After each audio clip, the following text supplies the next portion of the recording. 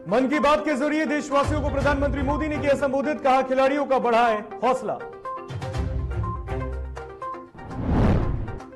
बेगूसराय में दिखा राजद नेता का मानवीय चेहरा, दर्जन भर लोगों को राजद नेता ने की ट्रैक्टर से कुचलने की कोशिश, वीडियो हुआ वायरल।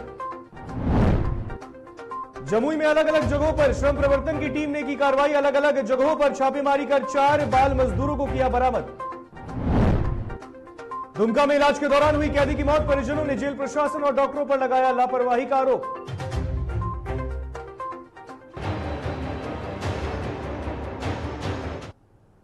नमस्कार, आप देख रहे हैं डीटीवी भारत और मैं हूं आपके साथ ऋतिक। खबरें विस्तार से। बिहार में सियासत एक बार फिर गर्मा गई है। जेडीयू और बीजेपी लगातार विपक्ष पर सवाल उठा रही है और इसका जवाब देते हुए आरजेडी विधायक रणविजय साहू ने कहा कि राजद हर वक्त अलग अलग पदों पर निचले वर्ग के लोगों को जगह देती है। तेजस्वी यादव पर एक सवाल उठा और कहा गया कि राजद अगर इतनी ही दलित प्रेमी है तो एससी एसटी कोटे से किसी को राष्ट्रीय अध्यक्ष बना दिया जाए। हमारे साथ बात करने के लिए राजद के विधायक हैं रणविजय साहू, उनसे जानते हैं कि इस पे क्या कहेंगे। सर, इस तरीके का बयान आता है कि अगर इतने ही दलित प्रेमी है तो एससी एसटी जो है उनको राष्ट्रीय अध्यक्ष बनाना चाहिए, क्या कहेंगे इस पे? राष्ट्रीय जनता दल एक सामाजिक न्याय की पार्टी है, गरीबों की पार्टी है, कमजोरों की पार्टी है और यह पार्टी हमेशा से साबित करते आ रही है कि सचमुच में ये दलितों के हिस्सेती है। अगर सामाजिक न्याय का नारा नहीं होता तो बिहार सरकार के मंत्री श्याम रजक नहीं बनते। अगर सामाजिक न्याय का नारा नहीं होता तो रमई राम बिहार सरकार के कैबिनेट मंत्री नहीं होते। अगर सामाजिक न्याय का नारा नहीं होता तो शिवचंद्र राम बिहार सरकार के मंत्री नहीं होते। ऐसे दर्जनों ऐसे व्यक्ति हैं जिसको माननीय लालू प्रसाद यादव जी ने और तेजस्वी प्रसाद यादव जी ने बिहार को मंत्री बनाया और कई को प्रदेश अध्यक्ष बनाया। आप जानते हैं इससे पहले भी राष्ट्रीय जनता दल के हमारे अध्यक्ष रहे हैं और उदय नारायण चौधरी जी हो, जनता दल चक्र छाप के अध्यक्ष हुआ करते थे। उसके बाद हमारे ही पार्टी के कई ऐसे दलित चेहरा हैं जो इस पार्टी के अध्यक्ष रहे हैं। तो निश्चित तौर पे बिहार का जो भी दलित है, कमजोर है, सब लोग सामाजिक न्याय के दायरे में है। लालू प्रसाद यादव जी के शासन काल में ही 90 के बाद उन्होंने अपनी जो एक आज़ादी मिली, आज़ादी तो हमको 72 साल पहले मिली इस बिहार को, इस देश को, लेकिन सचमुच में आज़ादी मूल रूप से तभी हम लोग को प्राप्त हुआ जब इस राज्य के मुख्यमंत्री श्री लालू प्रसाद यादव जी भी बने और लोगों को मुंह में जबान दिए, उन्होंने चलना सिखाया, बोलना सिखाया, उन्होंने अपना अधिकार बताया कि इस लोकतंत्र में एक वोट का क्या महत्व होता है। एक टाटा बिरला हो, एक गरीब झोपड़ी का व्यक्ति हो, दोनों का अधिकार एक होता है। सवाल और है रणवीर जी कि बीते दिन जो जदयू के प्रवक्ता भी रह चुके हैं और अभी एमएलसी भी हैं, संजय सिंह, उन्होंने कहा है कि तेजस्वी यादव को पता नहीं है कि शिक्षा का क्या महत्व होता है, क्योंकि जब राजद की सरकार थी तो शिक्षा व्यवस्था पर कम पैसे खर्च होते थे। ये देखिए, संजय सिंह जी जो जदयू का माननीय प्रवक्ता है, एमएलसी है, शायद अच्छे ढंग से वो अध्ययन नहीं किए हैं। उनको पता होना चाहिए कि लालू प्रसाद जो हमारा सामाजिक न्याय का जो शासन था उस व्यवस्था में ही जो टीचर की बहाली हुई, उसके बाद आज तक कोई बहाली नहीं हुई। वही शिक्षक के भरोसे आज बिहार चल रहा है। आप देखिए इस शासन काल में जो सिपाही की बहाली होती है उसके लिए साहब आप लिखित परीक्षा लेते हैं, आप शारीरिक योग्यता आप देखते हैं, लेकिन जिन टीचर की बहाली होती है, आप टीचर की जो बहाली आपने किया, नंबर लाओ नौकरी पाओ, क्या व्यवस्था कर दिया आपने इस बिहार का भविष्य को आपने चौपट में डालने का काम किया। बेगूसराय में राजद नेता के द्वारा दबंगई करने का एक सनसनीखेज मामला सामने आया है और इसकी आप कभी कल्पना भी नहीं कर सकते। पूरा मामला बलिया थाना क्षेत्र के पोखरिया पंचायत की है, जहां बेगूसराय जिले के युवा राजद उपाध्यक्ष गौतम यादव ने अपनी दबंगई के लिए दर्जन भर लोगों को कुचलने की कोशिश की। इसका वीडियो बनाकर लोगों ने वायरल कर दिया है। जानकारी के मुताबिक राजद नेता ट्रैक्टर से गुजर रहे थे और इस दौरान अल्पसंख्यक मोहल्ले में सब्जी विक्रेता मोहम्मद शमीम राइन अपने ठेले को घर के सामने सड़क के किनारे लगाया था, जिससे राजद नेता गौतम यादव नाराज हो गए और जिसका लोगों ने विरोध किया तो सभी को ट्रैक्टर से कुचलने की कोशिश की गई।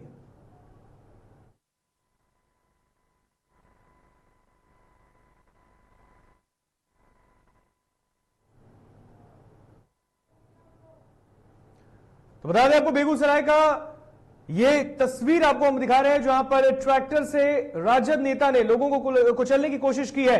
तो ये राजद नेता का आतंक दिखा है तस्वीरों में, देखिए साफ देख सकते हैं आप, बेगूसराय की तस्वीर है जहां पर ट्रैक्टर से लोगों को कुचलने की कोशिश की गई है। बताया जा रहा है कि सब्जी विक्रेता अपने घर के आगे ठेला लगाकर गया, जो राजद नेता को नागवार गुजरा और उसके बाद ट्रैक्टर से उसे कुचलने की कोशिश की गई। तस्वीरों में आप साफ देख सकते हैं किस तरीके से ट्रैक्टर से कुचलने की कोशिश कर रहे हैं आरजेडी के नेता। दर्जन भर लोगों को, यह राजद नेता का अमानवीय चेहरा बेगूसराय से सामने आया है।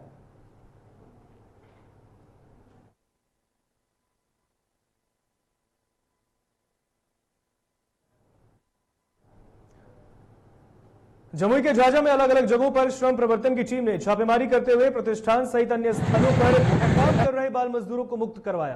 प्रखंड श्रम प्रवर्तन पदाधिकारी कुमारी शैलजा और झाझा पुलिस बल ने अलग अलग जगहों पर कार्रवाई कर कुल 4 बाल मजदूरों को मुक्त करवाया है और जिसे बाल कल्याण विभाग को सौंप दिया जाएगा। तो वहीं जिन दुकान से ये सभी बच्चे बरामद किए गए वैसे दुकानदारों पर भी कार्रवाई की जाएगी।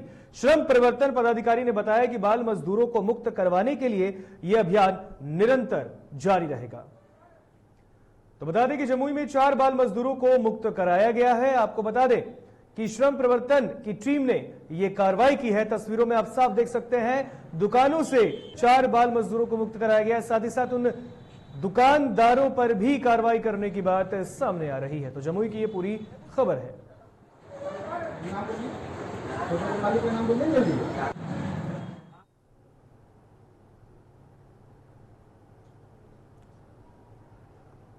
पूर्णिया में भीषण सड़क हादसा हुआ जिसमें कार सवार 4 युवकों की मौके पर ही मौत हो गई। घटना पूर्णिया शहर के NH57 की है जहां खड़ी ट्रक में एक कार ने जोरदार टक्कर मार दी। टक्कर इतनी जोरदार थी कि कार के परखच्चे उड़ गए और कार में सवार 6 युवकों में 4 की on the spot he death हो गई, जबकि 2 लोग बेहद गंभीर रूप से जख्मी हैं। फिलहाल घायलों को इलाज के लिए सदर अस्पताल पूर्णिया लाया गया है। मिस्त्री ठीक करते करते मिस्त्री भी भागा हुआ है।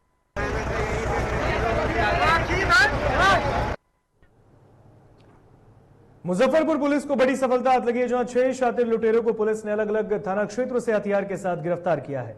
पहली सफलता बरुराज पुलिस को लगी जहां अपराध की योजना बना रहे 3 अपराधियों को हथियार के साथ गिरफ्तार किया गया। तो वहीं दूसरी सफलता सिकंदरपुर ओपी पुलिस को मिली है जहां पर थाना क्षेत्र के मुक्तिधाम के पास से अपराध की योजना बना रहे 3 अपराधियों को धर दबोचा गया।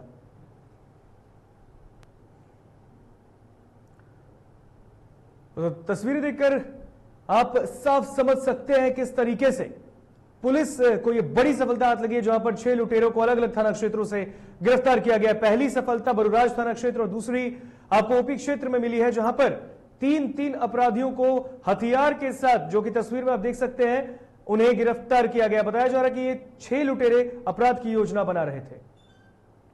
2 थाना अंतर्गत बरुराज और सिकंदरपुर ओपी जो कि नगर थाना मुजफ्फरपुर के अंतर्गत आता है, यहाँ लूट की और दूसरे अन्य अपराध की योजना बनाते हुए 6 अपराध कर्मियों की गिरफ्तारी की गई है। बरुराज में 3 अपराध कर्मी गिरफ्तार हुए हैं जिनका नाम अमरजीत कुमार, राहुल कुमार, धर्मेंद्र कुमार है। ये तीनों लक्ष्मणिया ग्राम के रहने वाले हैं। बगहा के परसा गांव में भालू ने एक व्यक्ति पर हमला कर दिया जिससे वो बुरी तरह से घायल हो गया है। आनंद फानन में घायल व्यक्ति को इलाज के लिए अस्पताल में भर्ती कराया गया जहां उसका इलाज चल रहा है। वहीं इस घटना के बाद से इलाके में दहशत का माहौल है।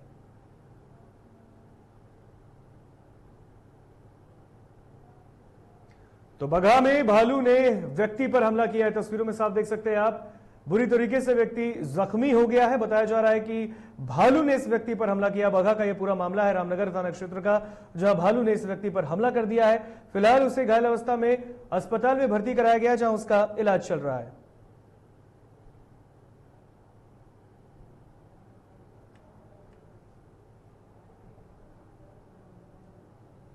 भालू काटा हुआ है और बहुत बुरी तरह से इंजोर्ड किया हुआ है। इनका प्राथमिक उपचार कर करके बेतिया में बेहतर इलाज हेतु भेजा जा रहा है।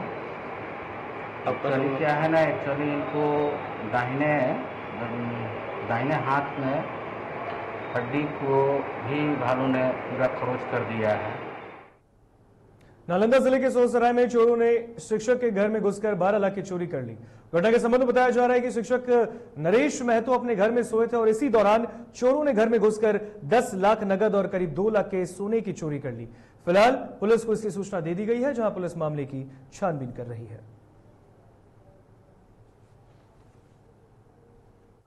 मेरे घर में हेल के मेरे चचा 10 लाख रुपए का जमीन बेच के घर में रखे हुए थे और कुछ मेरी माँ का चाची की जेवर भी था, तो वो ले भागा चोर। और जमीन बेचे थे कि कहीं पर ही कुछ जमीन लेंगे या किसी को कर्जदार को भी देने के लिए। सर बढ़ते अब खबरों में आगे। मुंगेर सदर अस्पताल में इलाज में कोताही के कारण एक गर्भवती महिला की मौत हो गई, जिसके बाद मृतका के परिजनों ने प्रसव केंद्र में हंगामा किया। परिजनों ने डॉक्टर पर इलाज के दौरान लापरवाही का आरोप लगाया है।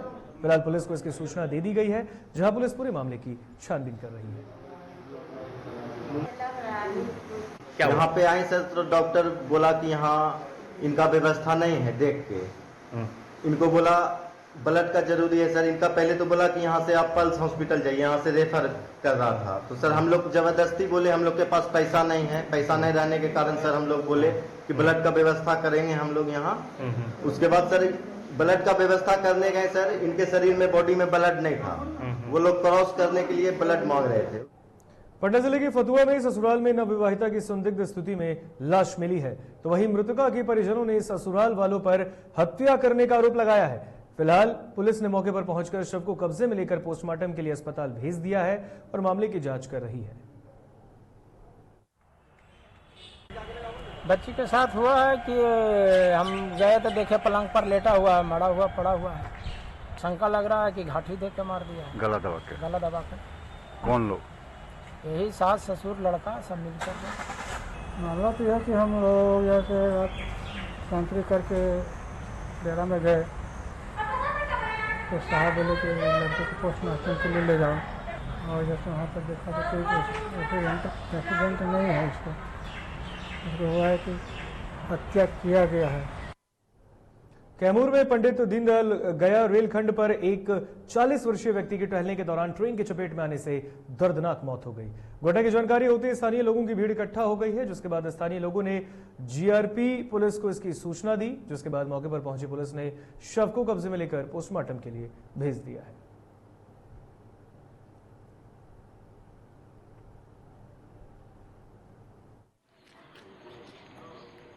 इसी जगह बगल के गांव डावा एक है, वहीं का था अजय कुमार सिंह यादव।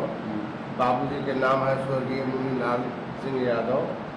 ग्राम डावा मोहनिया के रहने वाले हैं। उम्र करीब 40 वर्ष। 4-4:15 बजे हम लोगों को सूचना मिली है। परिजन आ गए उसके शव को? हाँ, परिजन आ गए हैं। उनको पोस्टमार्टम के बाद शव सौंप दिया जाएगा। लखीसराय के सदर अस्पताल परिसर में नेशनल हाईवे ऑफ इंडिया द्वारा निर्माण किए जा रहे ऑक्सीजन प्लांट का जिलाधिकारी संजय कुमार सिंह ने औचक निरीक्षण किया। बताते चले कि जिलाधिकारी को शिकायत मिली थी कि निर्माणाधीन ऑक्सीजन प्लांट में बालू का सही मात्रा में प्रयोग नहीं किया जा रहा है। उक्त शिकायत के जांच के बाद डीएम ने केंद्र सरकार की निर्माण agency national highway of India द्वारा निर्माण कराए जा रहे ऑक्सीजन प्लांट का औचक निरीक्षण किया और निर्माण कार्य में एजेंसी के अभियंता और अधिकारियों को कार्य प्रगति में तेजी लाने के साथ साथ गुणवत्तापूर्ण तरीके से काम करने का भी सख्त निर्देश दिया है। रोहतास जिले में बढ़ रही चोरी की घटनाओं और शराब तस्करी के मामले को लेकर एसपी आशीष भारती ने राष्ट्रीय गश्ती पर निकले और इस दौरान सासाराम की जीटी रोड स्थित पोस्ट ऑफिस चौराहे के पास गहनता से चेकिंग अभियान चलाया गया है। तो वहीं मौके पर सासाराम नगर थाना और मॉडल थाना के कई अधिकारी भी शामिल रहे। अच्छा, ठीक।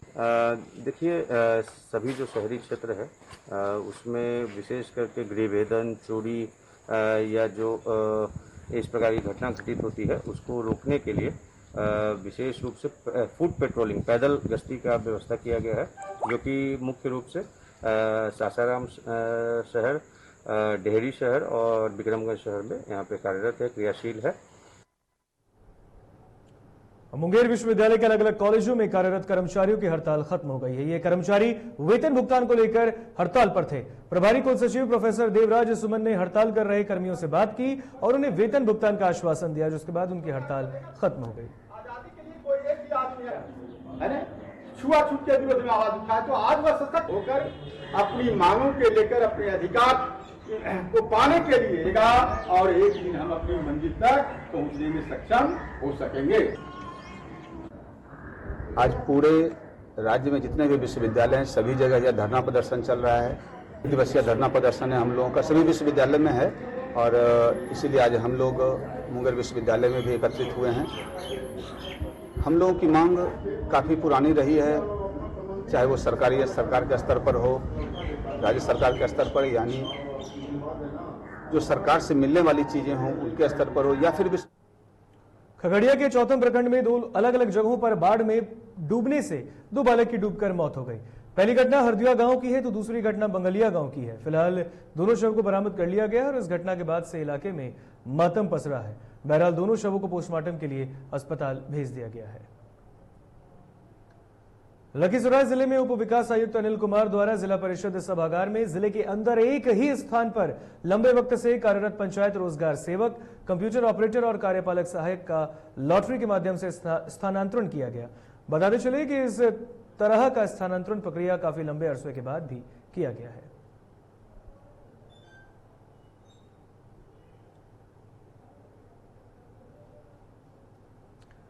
बता दें कि बक्सर के युवा एक अनोखी पहल चला रहे हैं। वे ग्रुप बनाकर पढ़ाई कर रहे हैं। स्टूडेंट्स क्विज क्लब बनाकर पढ़ाई वे कर रहे हैं और इस ग्रुप के 300 से ज्यादा छात्र सफलता पा चुके हैं।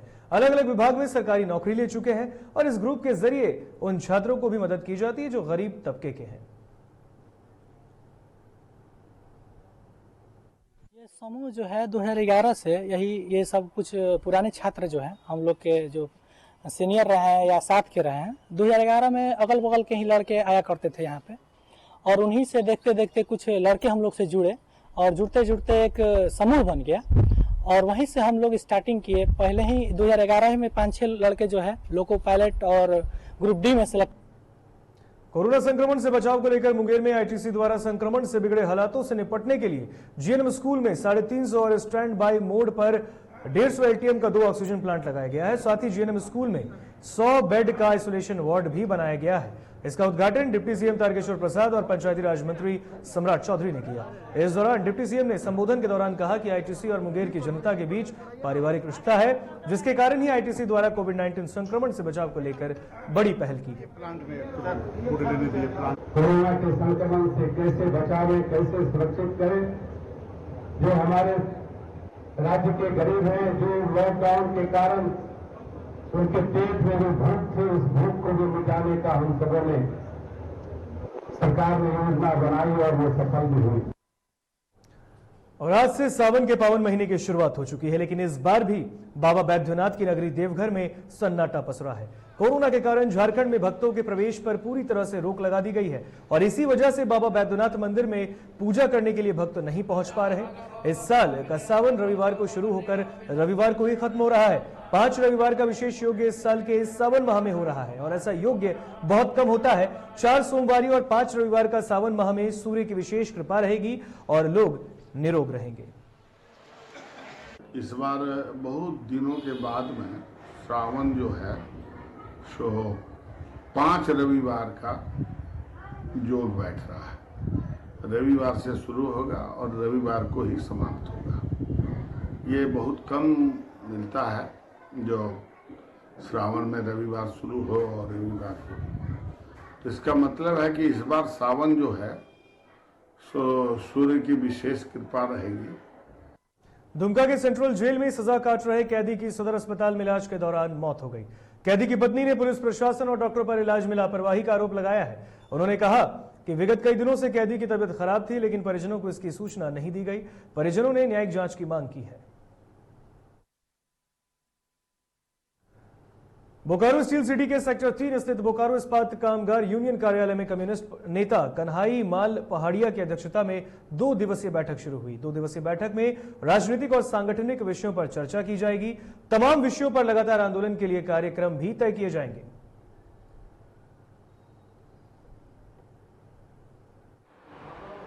भारतीय कम्युनिस्ट पार्टी के राज्य परिषद आज और कल माने 24-25 को राज्य परिषद की बैठक हो रही है। जिस बैठक में हम अभी कोरोना काल से कहिए तो फरवरी से ही मार्च से जो हम लोगों ने किसानों के समर्थन में महंगाई के विरोध में तेल, डीजल, पेट्रोल, गैस। चतरा के टंडवा एनटीपीसी प्रबंधन से 3 सूत्री मांगों को लेकर 6 गांव के भू रैयतों ने एनटीपीसी के दलालों के विरुद्ध नारेबाजी कर विरोध किया। विस्थापित विकास संघर्ष समिति के बैनर तले 6 गांव के विस्थापित भू रैयतों ने बैठक किया और एनटीपीसी का काम रोकने का निर्णय किया गया है। नारी शक्ति जिंदाबाद, नारी शक्ति जिंदाबाद। जो हम लोग के मांग है 25 लाख रुपए प्रति एकड़ और पेंशन और नौकरी घर प्रति, इसलिए अगर हम लोग के नहीं 3 सूत्री मांग हम लोग के सरकार तरफ से तो मिल चुकी है, लेटर आ चुका है, हम लोग का मांग पूरी हो चुकी है। अब एनटीपीसी से हम लोग का यही अनुरोध है कि हम लोग का मांग को 8 अगस्त तक हम लोग का मांग को पूरा कर दे। प्रधानमंत्री नरेंद्र मोदी ने आज अपने मासिक कार्यक्रम मन की बात के जरिए राष्ट्र को संबोधित किया। इस दौरान ओलंपिक खेलों में गए भारतीय खिलाड़ियों को उन्होंने शुभकामनाएं दी। प्रधानमंत्री मोदी ने कहा कि खिलाड़ी चुनौतियों को पार करके वहां पहुंचे हैं। इस दौरान उन्होंने कहा कि 15 अगस्त को ज्यादा से ज्यादा लोग राष्ट्रगान गाएं और अमृत महोत्सव में हिस्सा लें। उन्होंने कहा कि स्वतंत्रता सेनानियों को याद करें और कारगिल के वीरों को भी नमन करें।